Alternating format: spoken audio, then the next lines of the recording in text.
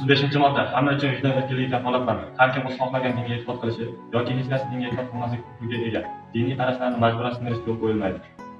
64-modda O'zbekiston Respublikasini himoya qilish O'zbekiston Respublikasi har bir fuqarosining burchidir.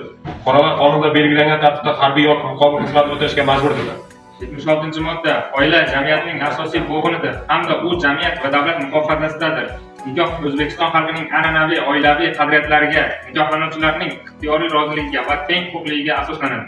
Davlat oilaning to'laqonli rivojlanishi uchun ijtimoiy, iqtisodiy, huquqiy va boshqa shart-sharoitlar yaratadi. 153-modda O'zbekiston Respublikasi o'z xavfsizligini ta'minlash uchun yetarli darajada qurolli kuchlarga ega.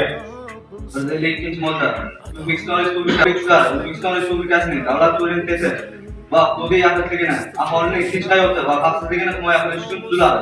Qurolli kuchlarning tuzilishi va ularni tashkil etish qonun bilan belgilanadi. 80-modda voyaga yetgan mehnatga loyiq qadrli farzandlar o'z ota-onalari haqida g'amxo'rlik qilishga majburdirlar. Qalbidan chiqqan o'tli xitobimsan, adolatni ko'zlaguvchi kitobimsan. O istiqlol sharofati bosh qomusimiz, baxt u iqbol kafolati. O'zbekiston Respublikasi Konstitutsiyasining 153-moddasi O'zbekiston Respublikasi o'z xavfsizligini ta'minlash uchun yetarli darajada qurolli kuchlarga ega. O'zbekiston Respublikasining Konstitutsiyasi 14-modda O'zbekiston Respublikasini himoya qilish O'zbekiston Respublikasi har bir fuqarosining burchidir. Fuqarolar qonunda belgilangan tartibda harbiy yoki muqobil xizmat o'tashga majburdirlar.